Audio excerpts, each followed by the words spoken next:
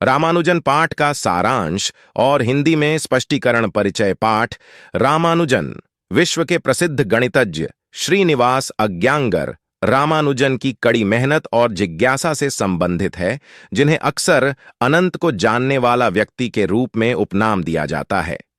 एक भारतीय गणितज्ञ होने के नाते रामानुजन ने संख्याओं के सिद्धांत के क्षेत्र में विभिन्न योगदान दिए थे, जिसमें विभाजन फंक्शन के गुणों की अग्रणी खोज भी शामिल थी।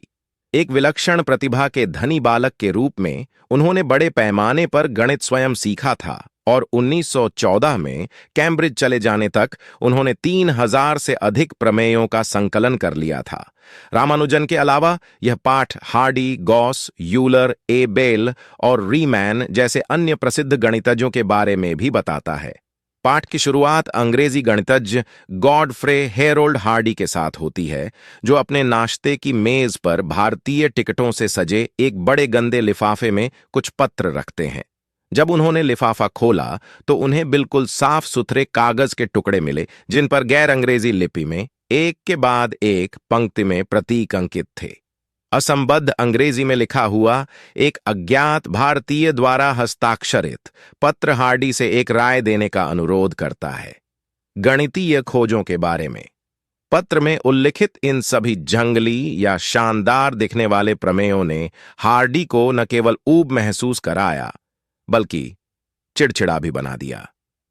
स्वशिक्षित रामानुजन कुछ फुर्सत के पल बिताने के बाद हार्डी अचानक उन जंगली प्रमेयों के बारे में सोचकर परेशान हो गए, जिन्हें उन्होंने पहले कभी नहीं देखा था और न ही कभी कल्पना की थी। उन्हें संदेह था कि क्या लेखक वास्तविक रूप से अज्ञात गणितज्ञ था।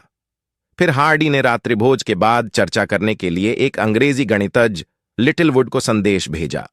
आधी रात तक दो अंग्रेजी गणितज्ञों को एहसास हुआ कि पांडुलिपियां वास्तव में एक प्राकृतिक गणितीय प्रतिभा द्वारा लिखी गई थीं। बाद में ही हार्डी ने निर्णय लिया कि यह रामानुजन ही थे जो जर्मन गणितज्ञों गॉस और स्विस गणितज्ञों यूलर की कक्षा में एक प्राकृतिक गणितीय प्रतिभा थे। हार्डी रामानुजन को इंग्लैंड लाने के लिए कृतसंकल्प थे। दूसरी ओर रामानुजन एक गरीब क्लर्क थे जो प्रतिवर्ष 20 पाउंड के वेतन पर अपने परिवार का भरण पोषण करते थे। केवल उसकी मां के अंधविश्वासी विश्वासों के कारण उसके लिए समुद्र पार यात्रा करना असंभव था। सौभाग्य से एक रात उनकी मां ने नमक्कल की देवी का सपना देखा और उन्हें अपने बेटे के जीवन के उद्देश्य के रास्ते में न खड़ी होने का आदेश दिया। इसलिए उन्होंने यह घोषणा करते हुए रामानुजन को विदेश यात्रा की अनुमति दी कि उन्होंने सपने में देखा कि उनका बेटा यूरोपीय लोगों के एक समूह के बीच एक बड़े हॉल में बैठा है और देवी नमक्कल ने उन्हें रामानुजन को अपने जीवन के उद्देश्य को पूरा करने की अनुमति दी। रामानुजन अंततः वर्ष 1914 में इंग्लैंड पहुंचे। वह मद्रास विश्वविद्यालय में प्रवेश नहीं ले पाए क्योंकि वह अंग्रेजी में मैट्रिक पास नहीं कर सके थे। हालांकि जब स्वभाव की बात आती है तो हार्डी ने उन्हें मिलनसार और अच्छे स्वभाव वाला बताया। हार्डी रामानुजन को कुछ औपचारिक गणित सिखाने के लिए दृढ़ थे, जैसे कि वह विंचेस्टर में छात्रवृत्ति के उम्मीदवार थे। हार्डी ने इसे एक असामान्य अनुभव कहा क्योंकि उनके उम्मीदवार रामानुजन को गणित में गहरी अंतर्दृष्टि के बावजूद गणितीय समस्याओं के प्रमेयों, प्रमाणों और कारणों के बारे में कोई जानकारी नहीं थी। यह याद रखना अच्छा है कि रामानुजन केवल 30 साल की उम्र में इंग्लैंड द्वारा सम्मानित होने वाले और रॉयल सोसाइटी द्वारा फेलो के रूप में चुने जाने वाले पहले भारतीय बने। दुर्भाग्य से वे बीमार हो गए और वर्ष 1920 में मद्रास, चेन्नई में तपेदिक से उनकी मृत्यु हो गई।